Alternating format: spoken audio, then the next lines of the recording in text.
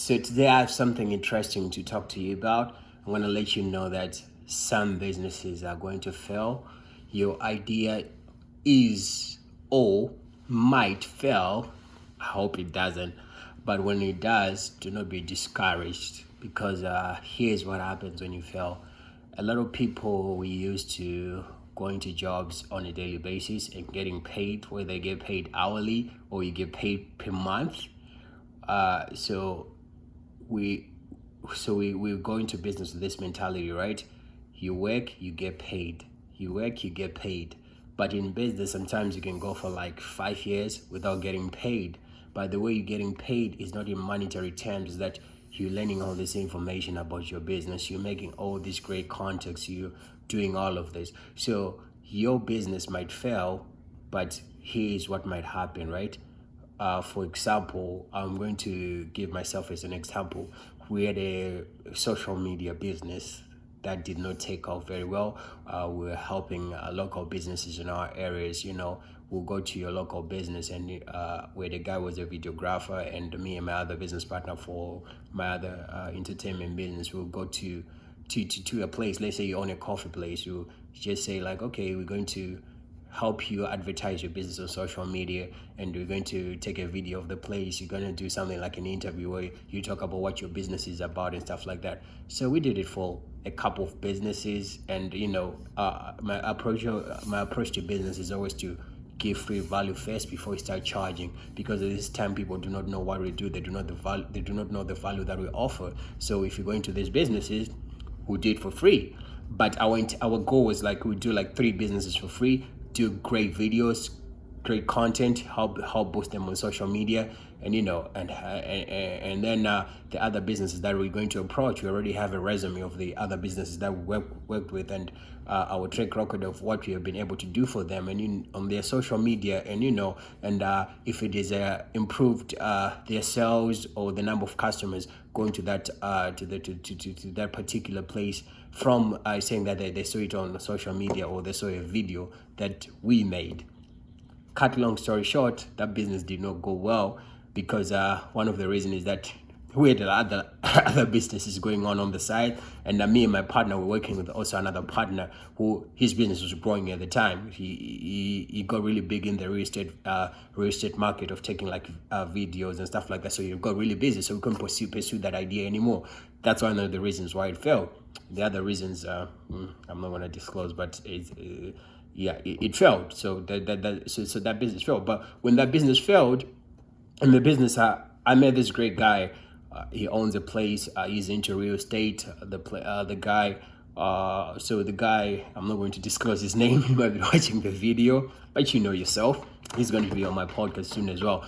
But so with the guy, we went into his business, and me and my business partner, we told him like, this is how we're about. You're going to come into your business. You're going to take a video of your business. You talk about what you do, and we're going to post it on social media and see if you're going to get some people coming through to your establishment. And he's like, oh, are you guys doing this for free? I'm like, yes, for sure, we're doing for free. And he's like, are you serious? He's like, yeah, we're doing for free. So we met this guy. The first time I met him, he was just saying some things, man. I was like, man, this guy is brilliant. I got to figure out a way to get close to this guy.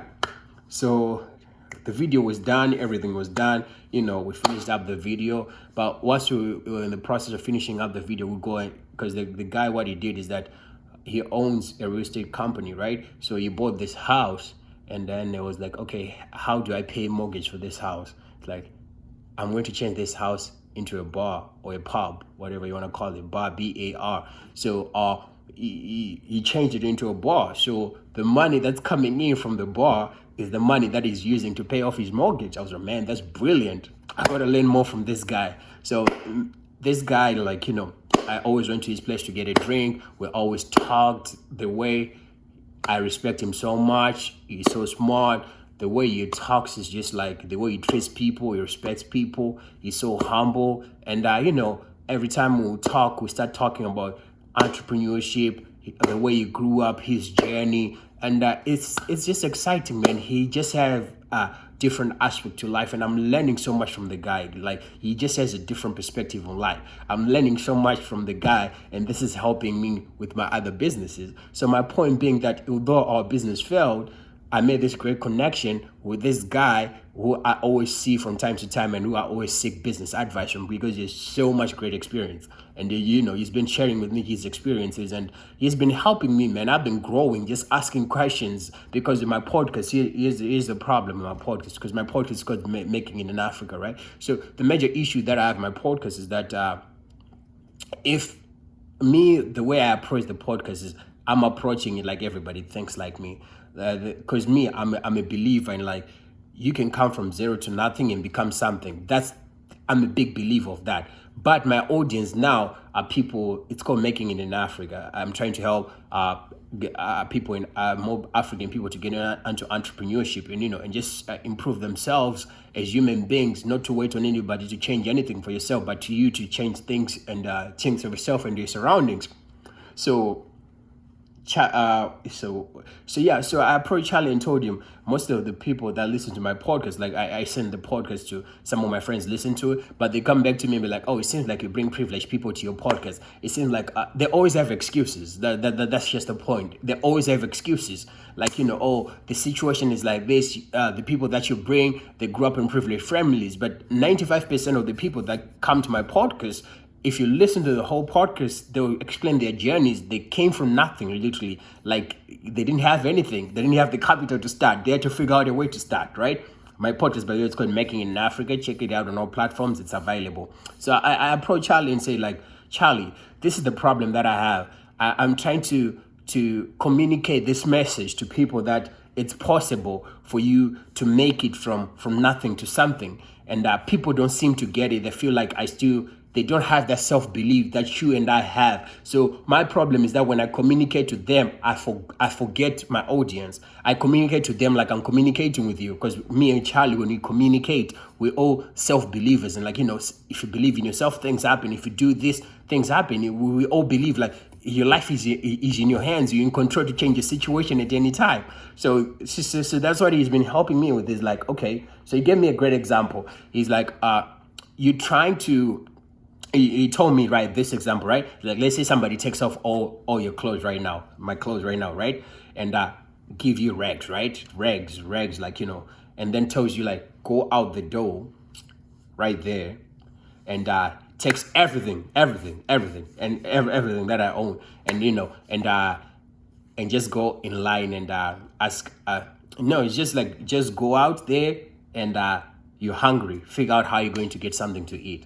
So we just started going back and forth. It just got me thinking in a different way. I couldn't just finish the story on this on this one, but to cut the long story short, is that, like, if your business will fail, but this is you're going to make a lot of good contacts. Make sure you take advantage of those contacts for your next business, and make sure, if failure, we usually define failure by financial failure, and we don't understand the valuable information that we're getting from that failure that can help us, with our future businesses. So I think I've achieved my purpose for this video for today. I was just going circles and round and round and round. But yeah, I was trying to give out a good story, and not really a good story. I was just trying to tell you guys, like, your business will fail, but it's the failing of your business doesn't mean, like, you didn't get something out of it.